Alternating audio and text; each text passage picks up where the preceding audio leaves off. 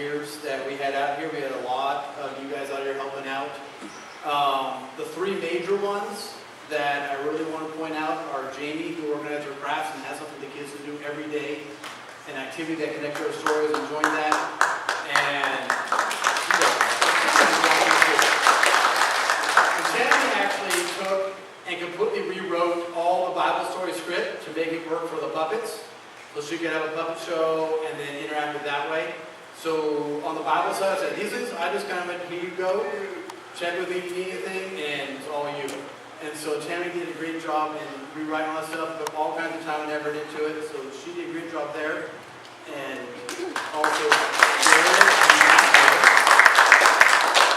took care of all our games for us, had everything there incorporated our theme for the day, every day into it.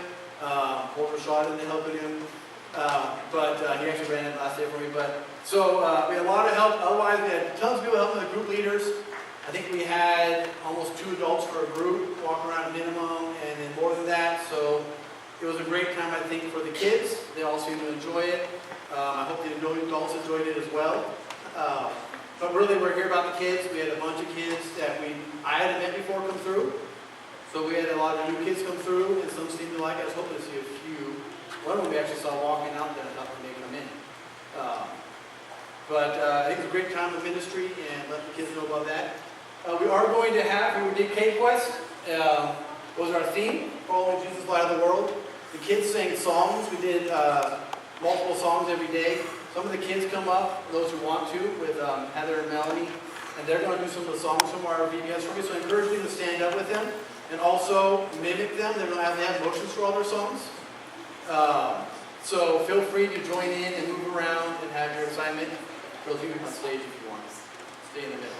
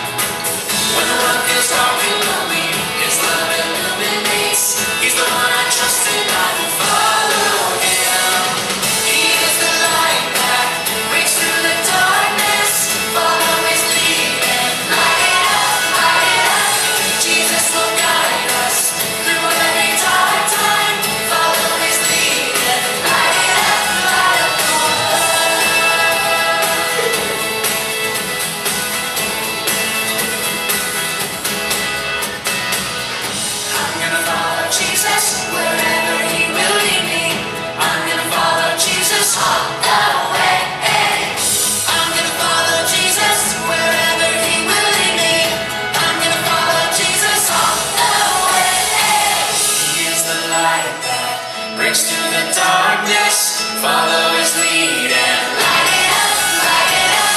Jesus will guide us through every dark time, follow his lead and light it up the world. Light up the world. Light up the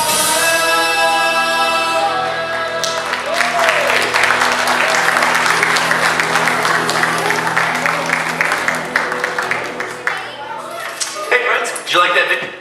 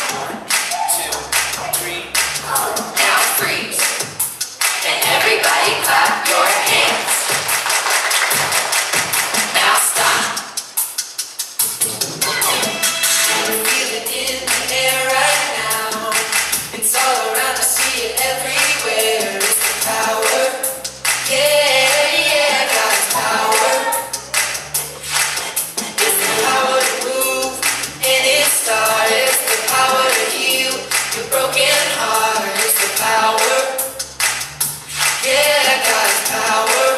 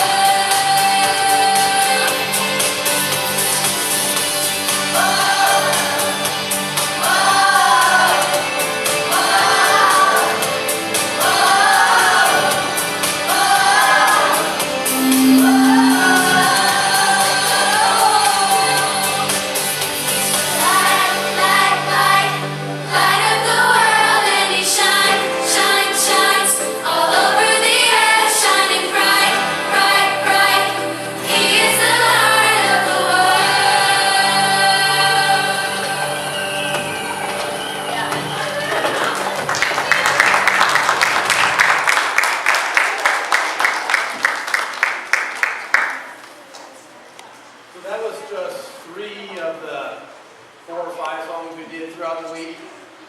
Most of the kids go home singing those songs, and you hear them throughout the day. We have kids who were here and whatnot. Even my older daughters, I think one of them had a song stuck in their head and was singing the next day. Yeah, Bridget did. So benefits of songs like that, much as we like to sit in church, and I'm not a big mover in church. When we're singing songs, I kind of just stand there and sing, and then tap on the two of my thumbs. But one thing that, going through my classes, becoming a teacher like that, they talk about is kinesthetic learning. And the fact that these kids are talking about light and have emotions to it ingrains in their head that much more. So that's what helps set it in there for them. And unfortunately, we kind of forget that as adults. Sometimes you do your own thing to memorize stuff. I got to memorize that. I got to have my pattern. But for kids, the actual movement into there helps them ingrain it in. So we take these songs here. Jesus is the light of the world. Now they've got that stuck in their head, and they got emotion to help remind them of it and movement. And so they have this idea. How much they realize it or not, I don't know, but they actually have this idea that Jesus is the light. That they, in the darkness, to go there and get it. And that was the main thing about our theme. We were in caves, so we kind of somewhat have a cave, get some cave crystals, some stalagmites, stalactites up. We talked to the kids about spelunking, which is a foreign word for a lot of people. But basically that just means a cave explorer. So we spent some of our time talking about caves themselves and some of the animals in caves. We had animal characters here for each day, and they kind of represent stuff. So as we get further along, I've had to tell you how they represented the day for the kids. We had salamanders, which is our older kids group even. So we talked a little about salamanders and some of their fascinating things. They actually started out as amphibians. So they started out as tadpoles like frogs. And then they evolved. They can actually regrow back toes, not just their tail. Things like that. Go ahead and Jimmy, hit the next one. And then for each of them, I had things. So here's a bunch of salamanders. There's a blind salamander down there on the bottom left, which is white. It's a cave salamander. There's another one. There's a cave one up top. Our California salamanders are here on the right. Our tiger salamander's got two pictures. Our California slender salamander. So we talk about things like that. The kids go next to Jamie. We also talk about moths and their variations of that. And how their ability to spend, most of them are nocturnal, and they're able to fly around in the dark, using various sensory things. And some of the little differences between butterflies, a whole lot more moths in the world than butterflies. I put a bunch of moths up here. Actually, I don't believe any of them are California moths, but our California moths are not highly attractive. I'm not as pretty as these ones. But we even have some moths now we're trying to get rid of that are pests on a grapevine and things like that. But we do find moths around a lot. In our areas, like I said, there are about 10 times as many moths in the world as there's butterflies, species-wise. So we have a lot more common, more there. And then we went into, I believe, bats. Now, unfortunately, for our picture of the bat, he's on his feet. Bats actually cannot really stand on their feet. They're too thin bone, too weak. So the part reason they hang upside down when they sleep is their feet just aren't strong enough. But we talk about bats and their ability to use echolocation. For most bats, some larger bats actually have decent eyesight, but most of your bats are smaller bats that use the echolocation where they send sound out, and then it returns to them, and they're able to see where they're going, even to catch the smallest insect by just sending sound waves out. We have a number of bats up here too. I don't believe any of these are California-wise, but we do have a lot of bats in California. If you go up in the hills here, you go up into the lava beds, National Park up there. There's a bunch of lava tunnels that have, I think, 20-some species of bats up there. Sometimes caves are closed off up there because of the bats and their interactions with them, humans interacting with them. So we do have a number of bats in California. So we got along those lines as well. Talking about owls. Now, Olivia is actually a barn owl. And barn owls don't necessarily live in barns. They do live in cliffs and things like that. But part of her representation is because of the shape of her face. Barn owls actually have a heart-shaped like face. And so I'll talk more about how that connected in later. But we did have all these owls up here, actually California owls. We have a wide population of owls in California. From our great horned owl to our burrowing owls that live in the land, our barn owls, I think it's a northern spot on the top corner. And then we have a great gray owl down here at the bottom, which actually there's a small population then in Yosemite Park. That's a side population to the majority of which live in Canada and Alaska. The great gray owls at the bottom get to about 32 inches tall, so we're talking that tall of an owl. Where your smallest owls, which are not in California, are only about as big as my hand, height-wise. So it's quite a wide variation. Like I said, these here are all some of our small number of species of California owls we have. And then we talked about glowworms. He's not a lightning bug. He's a glowworm. For someone, it's a lightning bug. Glowworms are actually larvae of other insects. And when then they hit adult form, they don't actually have glow ability. They don't glow anymore. But they're in the larvae form, and for some of them, they spend time in the larvae form for a whole lot longer than the adults. It's like 2-3 days as an adult, 9 months as a larva. Of our glowworms we have up here, the ones on the left are actually a pink glowworm, which live, our glowworms kind of don't live in caves, but the pink glowworms you can find in Santa Rosa, things like that. I think one of the pictures of it there is actually taken in Santa Rosa. And that, there's the, don't fully turn over. This yellow and black one is the same as the one down here, which is also, it's called the California glowworm. And so it looks yellow and black during the day, and then ends up, you turn the lights off, it ends up looking like that. And they're found everywhere. I think I saw a picture online of once, and they took one on the carpet in Monterey. Nope. So they show up places. The glowworms actually eat millipedes and centipedes. And what these glowworms do. The blue top ones in the top there, if you ever watch science shows about different, I think it's Life or one of those ones, has these blue glowworms on them. Which are actually a New Zealand glowworm, which does live in caves, and they drop out strings of glowy substance. Which one is it? I believe. And they catch insects and they reel them back up. Oh, the sliding one? And so they actually use, it's called bioluminescence. They have chemicals that then react with the oxygen in the air. And depending on their level of chemicals, they get brightening and lessen, things like that, glow and whatnot. And we'll talk a little bit about that. They all connect into our themes for the day. That was our general overview for animals. And so we covered some cave stuff, talked about equipment they need for the caves and whatnot. We'll give you some of that. Go ahead and go to the next one. So each day we had a word of the day, basically. We started out, our overall theme is God is following Jesus, the light of the world. So we have our song called Light of the World. But Jesus is our light. He's what we follow. We kind of talked about the first day. We talked about Jesus giving us hope. So for the kids, they learned about the prophecy of Jesus. The prophets back in Isaiah stating that the Messiah will come, and he's to come. And then looking at 1 John where it says, in the beginning was the Word was with God, the Word was God. Then it goes into, he was the light of the world. So we talked about that with them.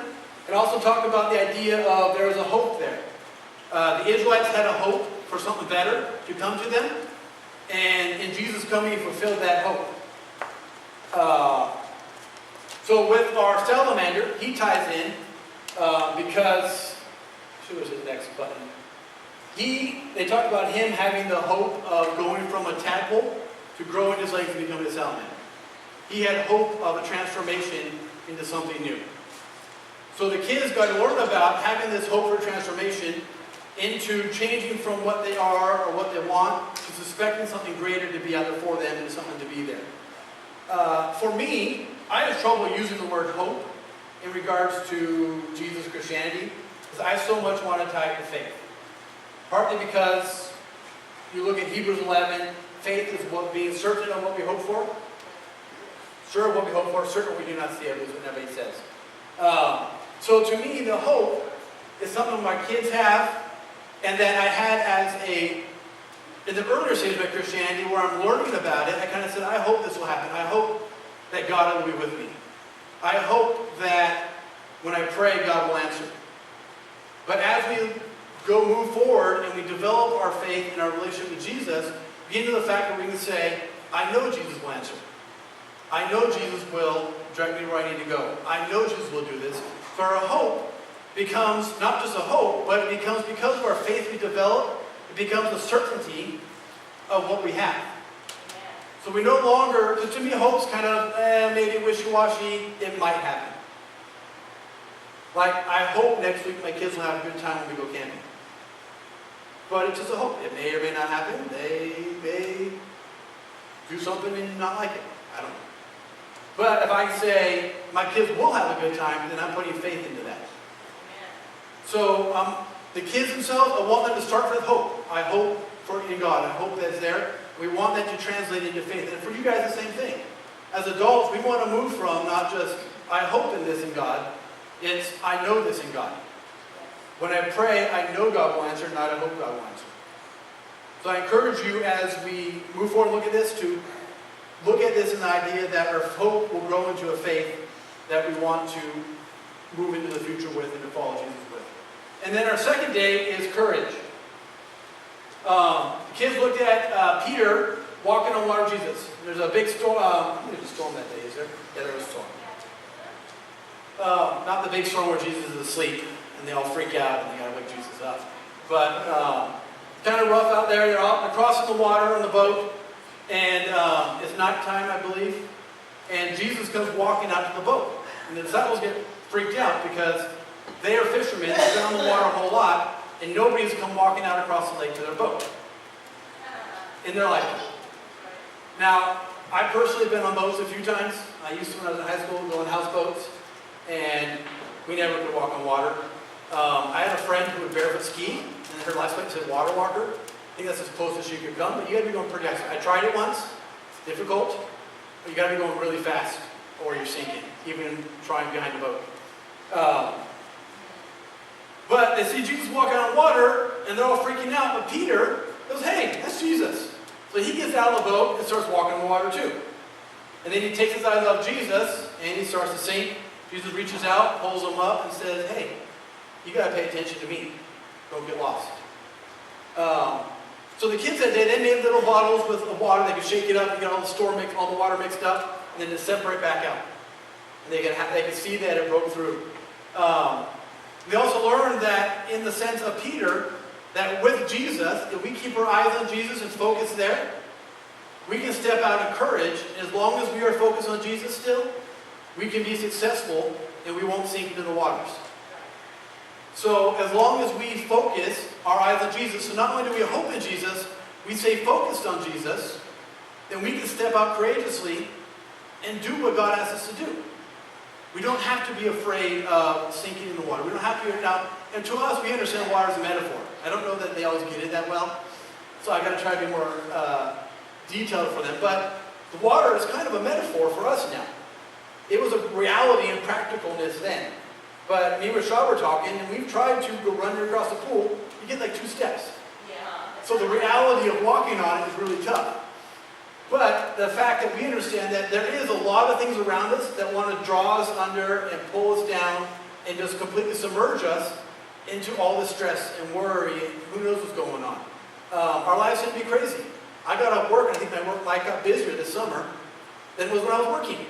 Just because marriage and moving and all this other stuff going on. I went back to work and still had to move my wife out of her house after work. So things got really busy.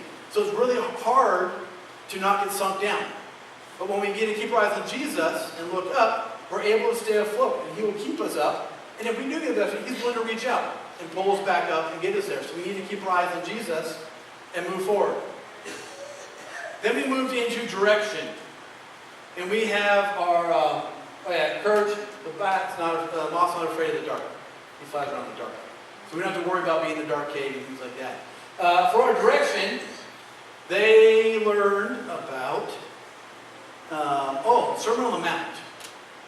The nice 3 chapters in Matthew. I believe it's 4, 5, 6, or 5, 6, 7. 5 is one of them. That's a long sermon. And I've actually, I think when I was in college, I was pretty impressed because one of my professors, who's now done a few other jobs in Nazarene Church, actually came up in chapel and just straight up started talking. He quoted the Sermon on the Mount. And it was cool, just not only because he memorized it, but because it really reads like a sermon. I would have said and just quote, you would go, oh, that's a pretty good sermon. Because it flows and it fits and you've got a lot of good things in there. So they did an overview of that and learned that a lot of the Sermon on the Mount in there is really directions and guidelines God is giving us to follow. You're the light of the world. You're the salt of the earth. Blessed are the righteous. Blessed are the merciful. So a lot of those things fit into there. A lot of those things we know as our direction. So we can use our Bible. We can use Jesus' words. We can use the Old Testament. It's not really that old. As a way to see the direction God has for us. And we talked to our kids about this a lot. Now that day they played a game where they were blindfolded. And Garrett had set up a little tape route for them. They had objects that would move around between each kid.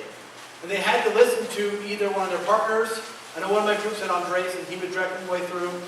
I think Garrett directed some of the littler kids through. But they had to listen to that voice and follow through so they did not hit the objects they could not see. Because they were blindfolded. They really couldn't see unless I think a few kids tried to peek out the bottom and walk like this so they could see what's going on. And then I stood out there for a few of the groups, and I would kind of get by them and talk to them. Be like, hey, look out. They're like, no, stop. To try to distract them from what was going on. Some of the older kids were like, you're a good devil. But really, it's kind of what I'm being, though, because their job was to focus on the one who knew the way. The one with the direction, the one that was there, and only focus on that voice. Not to focus on any other voice that was coming in their head to try to distract them to make them work. I managed to get one kid to work, I believe it was Taylor, who was following Kyla through the maze. Kyla's doing a great job leading her.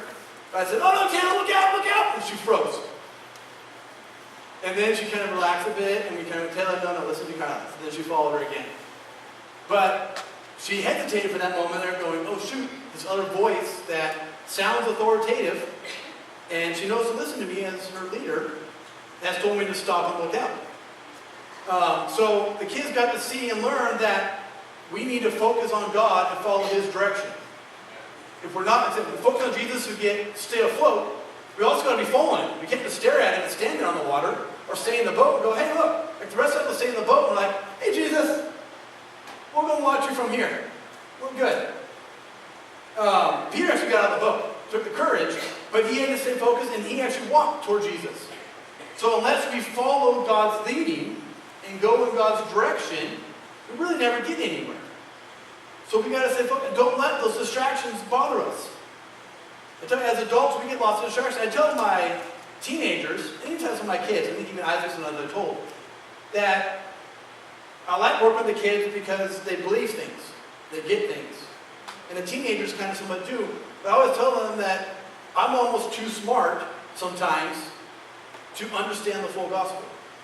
Because I understand science. I understand some physics. I understand that when you cut something, it cuts through. If I were to jump off something, I'm going to straight fall down. So because of this knowledge I've learned by being educated, which education is a great thing, but our educated minds tend to want to question the possibilities of the impossible. So I can think that it's not impossible at all. The physics of that, and bees aren't supposed to be able to fly. They're physically not built to fly, but they fly around. So we can look at it and go, oh, yeah, why are they flying? I got to go to poop. But same thing is, I can look at something like, oh, well, I pray for that person. In reality that they're being healed, well, the medicine's not working, and this and that and that. Doesn't make sense. So it's a lot harder for me as an adult to get my mind out of what I've been taught to be able to stay on my faith in Jesus and my belief in Jesus and follow His direction. So I can say all the while, we just recently got a place to live in, and it took us about 3-4 months of looking for places. First, actually probably more than that. First we were looking to buy, then we ended up in that, and then we looked to rent. We kept getting turned away. And there's so much where it's like, okay, how much work do I put into this to do it? Like, I got to do my due justice. I got to fill applications. I got to make phone calls. But at what point do I stop trying to control that situation and do my part and let God do His rest? And so that's where I have to break free myself and say, okay, I'm going to do what I can do, and I'm going to leave the rest for God to take care of. I'll trust God will get me the place He wants me to have, and will do it in a timeline that is functional for me. But I can't put God on my timeline. And so that's where we teach our kids, follow Jesus. Follow Jesus. And if they can get it now, it'll be so much easier for them when they get to be an adult. Because it's so hard for us to get our heads out of the possible, the impossible. And our third thing then was God is love. On our back, He gets echolocation. He can navigate Himself through the dark. He can find it without light, without sound. He can just follow what He knows. Our third thing was love. As I said before, I believe Olivia was chosen because of her heart face, because we talk about God's love, and barn owls have a big white heart on their face. So She was chosen for that reason, I believe. But in doing God's love, the kids learned about the death and resurrection of Jesus, which we covered Easter a while ago. We know that Jesus spent about 3 years in ministry to the Jewish people, who then arrested him, beat him, hung him on a cross, and actually had a criminal set free in place of him because Jesus was dying for them. So I asked the kids that night, at the end, we kind of sat in here, we talked about their story, and I asked them, would you die for your friends? All of them. I don't want to die, period, let alone for my friends. Then I said, would you die for your enemies? That was most of them. No way ever. You're not going to die for your friends, why do you even die for your enemies? And so the kids understood, we want to live, we want to be alive, why would I die for anybody? Which is a reality. I sometimes think that. Why would I want to die for somebody else when I can keep living? Because of a big sacrifice. If you're in the military, it's kind of ingrained into you. You do your job, and if you happen to die in the process, so be it, and somebody's going to try to protect you and beat you out. But you are willing to put yourself in harm's way for somebody else. But that takes some work for some people. My uncle went in the military and wouldn't carry a gun, so he did other jobs and never really had to put himself in harm's way for other people. But those who are carrying a gun are running out and putting themselves in harm's way, not just for their military brothers and sisters, but for everybody else they're trying to protect. A police officer is trying to put himself in harm's way for somebody else. Now they get a bad rap sometimes, like they do about the bad one, about things that happen by accident, whatever else. But they are putting themselves constantly in harm's way. Firefighters do the same thing. They're throwing themselves in harm's way. But that's not something that's naturally into us. Many people's natural instinct is self-preservation. Animals' instinct is self-preservation. I come first, we let them go. Jesus had some of that in him. When he was in Gethsemane, he talks about him praying and dripping sweats of blood. Sweating blood. That is possible, but only under very high stress. So Jesus wasn't necessarily going, woohoo, I can't wait to die. He really didn't want to. His humanness in him said, you don't want to go through this. This is not going to be pleasant. But yet he still went through it, and he died for the people that were hanging him on the cross. Now, there was he knew you guys were out to come. God's all-knowing, omniscient, and knows who to come. But reality is, he stood there to the people that were hanging on the cross and were saying, I'm dying for you. You're crucifying me right now, but I'm dying to save you. So that fact alone kind of just blows people's mind. It doesn't really make sense. Because why would you die for somebody who's actually killing you to save their life? I get dying for your friends. Dying for the disciples has been great for Jesus. Hey, I'm helping you guys out. You guys are really good to me. I'm going to die so you guys can live forever. Everybody else, forget about it. But he dies for all of us, no matter what we do. And yet we still, many people still, constantly will say, you know what, Jesus? I got this with myself. I'm going to do it on my own. I kind of believe you're there, but I really don't want to follow your rules. It's a lot more fun to do what I want to do. So Jesus died for those people still too. So as much as we want to turn our back on Jesus, he died for us and he loves us, and it was free. We don't owe him anything. We praise him for it and thank him for what he's done, but we have no debt. It was given to us. So we discussed this with the kids some, and the fact that Jesus loves them no matter what, even more than their parents. Is when we make mistakes, we able to go to God and say, hey, forgive us, and boom, we're forgiven. No grudge held, nothing beyond that. And it's fun to hold grudges. I try not to a whole lot, but it's fun sometimes to hold grudges. Be like, I got to get them later, can't wait. But no, that's all gone, not there. So Jesus loved us so much, we get our heart face out to remind us of that, that he went and died that we can now live beyond death. My physical body here will break down. It will die. It just happens. We're made that way. We're not going to live on forever. Only a few people in the Bible actually got the chance to not die. Two of them I can think of. Methuselah and Elijah. There may be others, but I can think of two. I think Moses dies. He's buried. Oh, he was no more. Yeah, I don't know if that means he disappeared or not. Moses, maybe. But yeah, there's very few who get to do that. And I think I can think of 3 people that were actually raised from the dead, physically. Shubenite's son, 4. Shubenite's son, she was Centurion's daughter, I believe. Lazarus, and then Jesus. So most of the time when your physical body's dead, even in the Bible, they were dead. But we get to now resurrect our soul and our spirit get to live on. We get to go to heaven and be with Jesus as long as we believe in or with him. And then lastly, talk about Jesus giving us power. That night the kids actually made masks. We talked a little bit about superheroes. Because superheroes, now, once again, the story for them, sorry, I'm getting ahead of myself here. The story for them is the Jesus ascension. So we talk about resurrection on Thursday, talk about the ascension, and then the Holy Spirit coming down to them on Friday. So Jesus gave them power. We talked about superheroes. We talked about how many superheroes have powers. Batman wore a mask, but really doesn't have any power. He just has cool gadgets and is really good at martial arts. One of the kids, I think, Charles, is it you who likes Punisher? No, you're Flash. Charlie's Punisher. There's a Punisher character, but he's just really good at what he does. He's got really no superpower either. You got like Flash or Superman, Wonder Woman, who all have these special powers.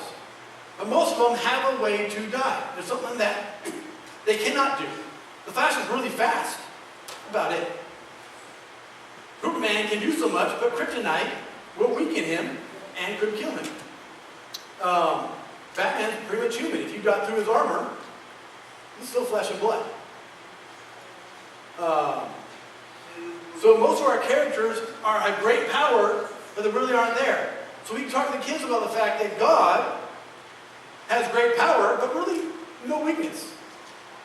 He's all-powerful. There's no way for him to be that way. And we had a movement from, in the Old Testament, God is somebody who's out there.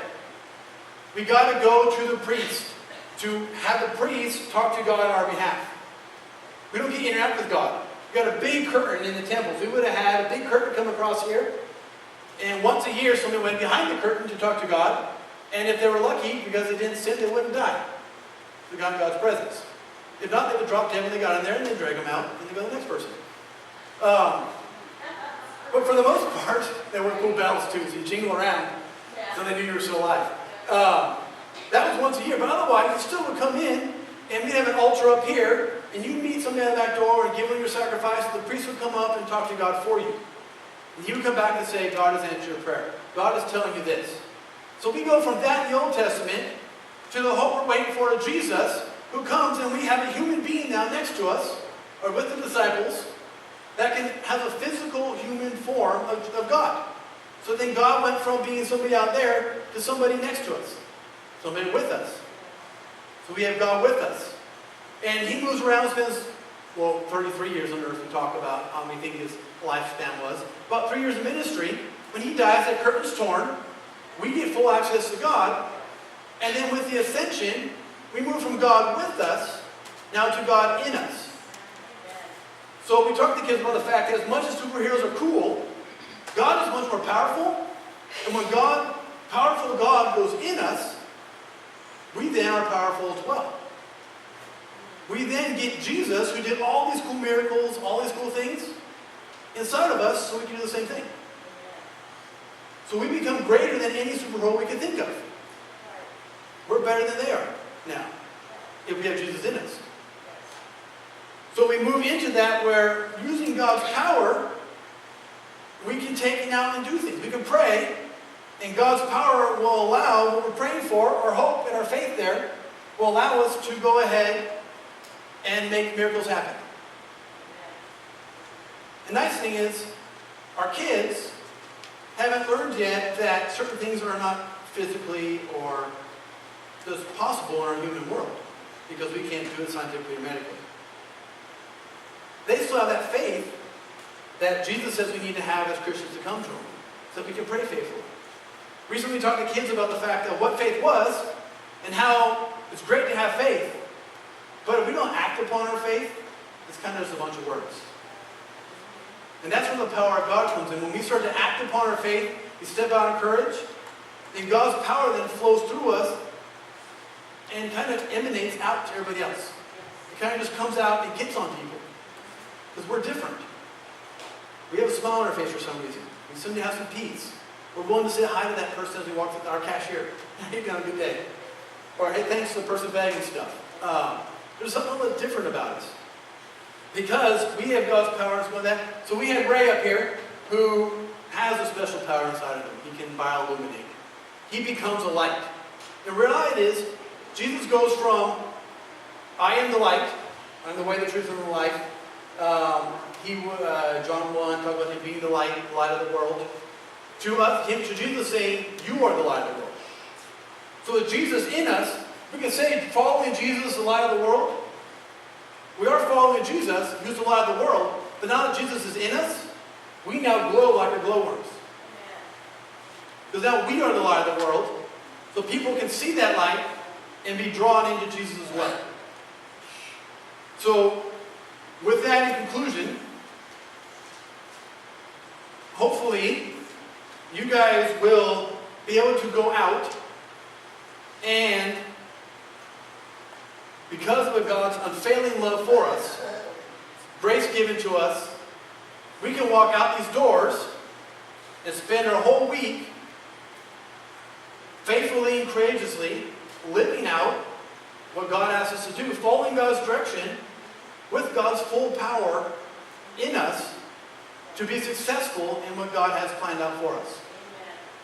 So I encourage you guys, as you go out, we're going to go eat some hamburger and hot dogs with me. Get some hot dogs out there for you guys. We're going to hand you some hot dogs and hang out if you want fellowship a bit. But I encourage you guys throughout your weeks, in your prayer time with God, in your Bible reading, listening for God's direction, to know that God has given us the power to be successful in what He's done. He will not ask us to do anything beyond that, nor will we be put to a test that we cannot handle. Doesn't mean we can handle as humans, because we can handle it because of God with us. So as long as we say, keep our eyes on Jesus and stay focused on His direction, we can have full courage to step into anything that we're led into, knowing we have God's power to overcome whatever's put before us. So I'm ask Julie to come up and close us in prayer. Then we will move on out. If you guys go that way through the cafeteria, we'll have some stuff there to hang out. I encourage you to stay and hang out a bit and just fellowship together. Oh. Yes. We had our kids learn a verse every day. And they got prizes every day. So the kids, if they remember the Friday verse or Roman and Lacey, or true Wednesday verse, I believe. Come see Miss Heather, and she'll take care of that. But Julie, we'll let you close us, and she'll dismiss us. Yeah, can we get ready?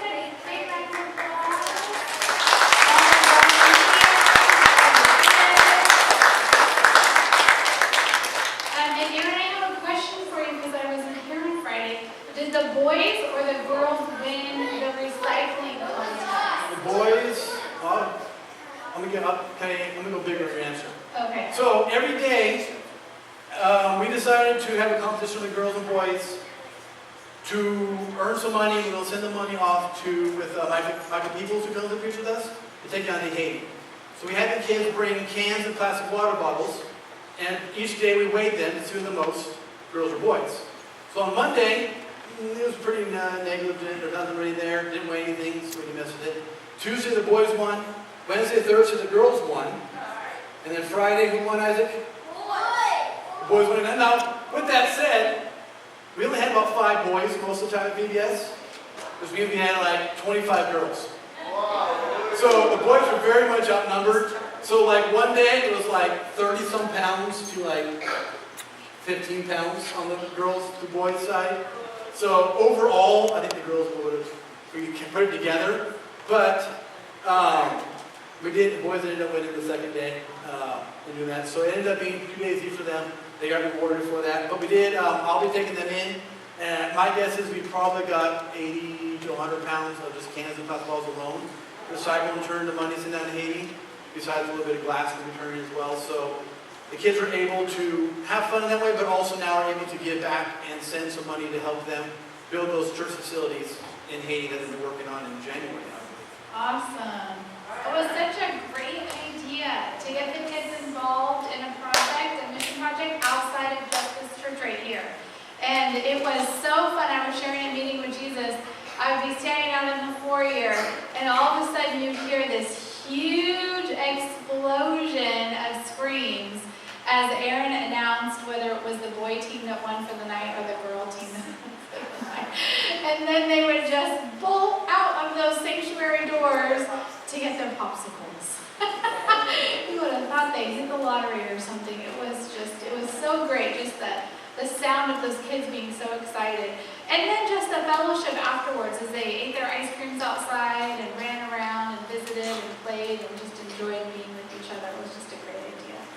So thank you. And you'll have to let us know, Aaron, how much the kids raised together. Yeah, for sure. We'd love to celebrate that with you. And good job, boys and girls, for bringing all that in. And boys, you rock. That is awesome. Good job. Yeah, awesome. Romy, give it up for the boys. Go for it.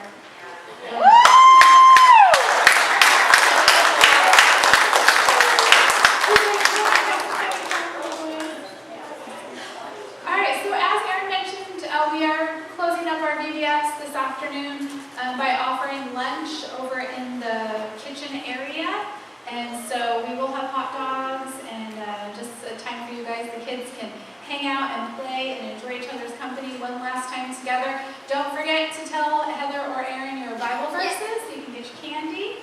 And that will be just an awesome end to a fantastic week. God has done amazing things in this place this week.